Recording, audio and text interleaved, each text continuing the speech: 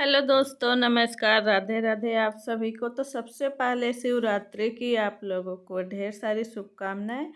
तो यहाँ पे मैं ना वीडियो बना के तो रख ली और फिर एडिट नहीं हो पाया और ना ही मेरी तबीयत ठीक रही। बस ऐसा होता है ना कि दवा खाते रहते हूँ और दवा खाने के बाद लगता है कि ठीक हूँ तो फिर वीडियो बना लेती हूँ और फिर तबीयत खराब हो जाती है तो ना तो एडिट हो पाता है वीडियो और ना ही जो है वीडियो अपलोड हो पाती है। तो ऐसे ही आजकल चल रहा है। मुझे ही नहीं, गुड़िया को भी बार बार ऐसे फीवर आ जाता है और बहुत ज़्यादा वीकनेस भी लग रही है।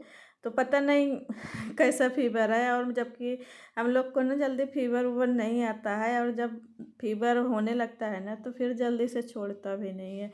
तो यहाँ पे थोड़े बहुत कपड़े थे, इनके ही थे और इनको जो है ना लेट हो रहा था जाने के लिए ड्यूटी पे। तो इन्होंने फुला के रख दिया था और बोले कि तुम धुल के डाल देना। वैसे मुझे बहुत कम ही हाथ से कपड़े धुलने पड़ते हैं। मेरा धुलना पड़ता है और बच्चों का रहता है थोड़ा बहुत, और ज़्यादा रहता है तो मैं मशीन चला लेती हूँ और हाथ से मैं बहुत कम कपड़े धुलती हूँ। और तबीयत ठीक नहीं रहती ना तो फिर कोई भी अगर कुछ बोलता है ना तो फिर बहुत ज़्यादा गुस्सा भी लगती है। चिड़चिड़ाहट जो होती है ना, अगर तबीयत नहीं ठीक है ना तो फिर चिड़चिड़ाहट बहुत ज़्यादा होने लगता है। और मैं फिर कपड़ा उपड़ा धुल दी और फिर मैं इसको ना मशीन में सुखा दूँगी। मशीन में सूख जाएगा तो फिर थोड़ा सा ना डालने में आसानी होगी। और मैं यहाँ पे ना बाल भी धुल ली थी, बहुत ज़्यादा पसीना हुआ था। और दवा खाने पे ना पसीने थोड़ा आता है, ये फीवर वगैरह की दवा खा लो ना, जब तक पसीने नहीं होता है तब तक फीवर उतरता ही नहीं है। और ऐसा फीवर हो रहा है ना, कोई दवा खाने के बाद ओढ़ के लेट जाओ फिर भी पसीना नहीं होता है। तो यहाँ पे मैं सारे कपड़े निकाल के डाल दूँगी छत पे नहाने के बाद। और मैं पहन ली हूँ साड़ी और फिर साड़ी। हेलो दोस्तों, नमस्कार, राधे राधे सभी को। तो आज मेरा जो ब्लॉग है वो स्टार्ट हो गया है और मैं कोशिश करूँगी कि डेली वीडियो डालने की कोशिश करूँगी। और अभी मेरी तबीयत ठीक नहीं थी, मैं 3-4 दिन से मेरा कोई भी ब्लॉग नहीं गया है। अभी बहुत अच्छे से तो नहीं ठीक हूँ लेकिन फिर भी ठीक होना पड़ता है घर के लिए। तो काम जो हमारे हैं ना बहुत ज़्यादा फैल चुके थे और 3-4 दिन तो बहुत ज़्यादा ही फैला हुआ था। और अभी जो ठंडी है ना वो धीरे धीरे जा रही है और जो ठंडी के कपड़े हैं वो भी इधर उधर बिखरे थे।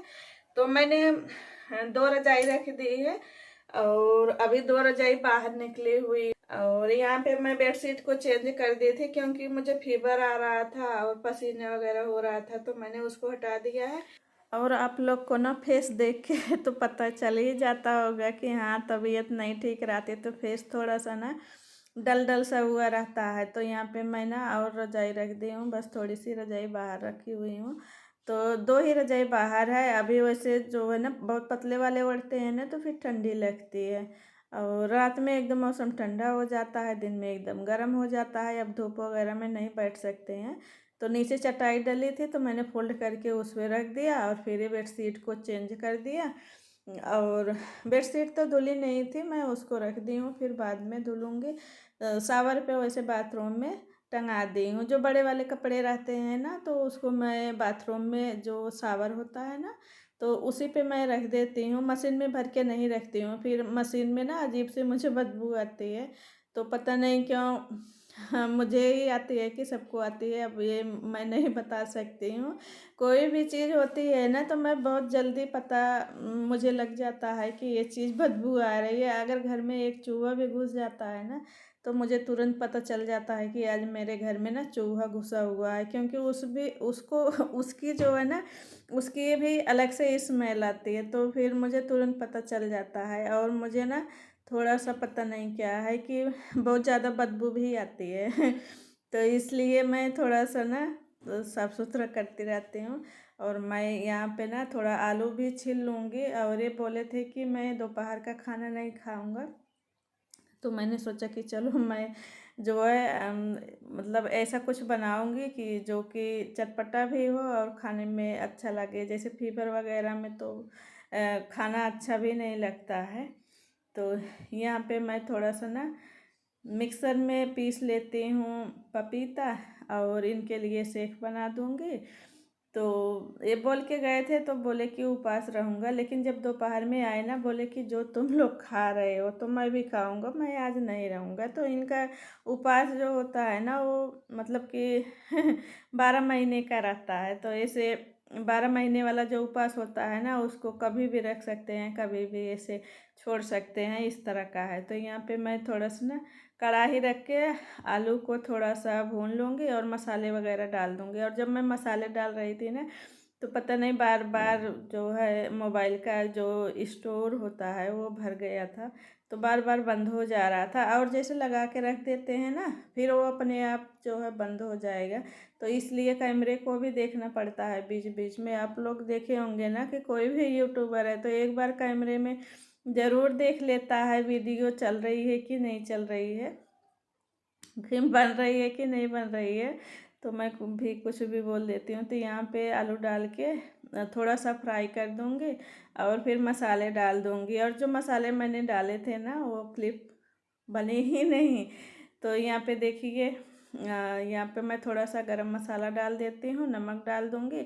और मैं थोड़ा सा ना इसमें सिरका डाली थी चटपटा होने के लिए। सिरका जो घर वाला होता है ना, गन्ने का, जो गांव से होंगे उनको पता होगा, जिनके यहाँ बनता होगा सिरका। मेरे यहाँ गांव में बनता है। तो गन्ने का जूस रख देते हैं ना, तो फिर 3-4 महीने बाद जो है वो विनेगर बन जाता है, तो खाने में बहुत अच्छा लगता है। आप उसे कहीं भी यूज करिए, सिरका अचार, मतलब कि अचार खटाई में भी डालिए।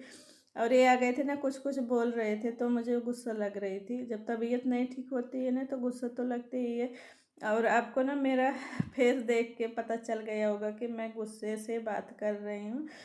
तो इतना तो होता है ना कि हाँ, ये बोलते हैं कुछ, मैंने भी बोल दिया तो वहीं पे वो बात ख़त्म हो जाती है। और ऐसा नहीं होता है मेरे घर में कि उसी बात को लेके हम बैठे रहे और फिर लड़ाइयाँ बढ़ते बढ़ते मतलब कि हदें पार हो जाती है, ऐसा नहीं होता है। हाँ, थोड़ा बहुत सबकी लाइफ में चलता रहता है। और मैं तो बोलती हूँ ना कि जो बात रहा है उसको वहीं बोल के ना ख़त्म कर दो। तो ये भी नहीं मन पे लेते हैं और मैं भी नहीं लेती हूँ, मैं तो गुस्सा भी हो जाती हूँ ना।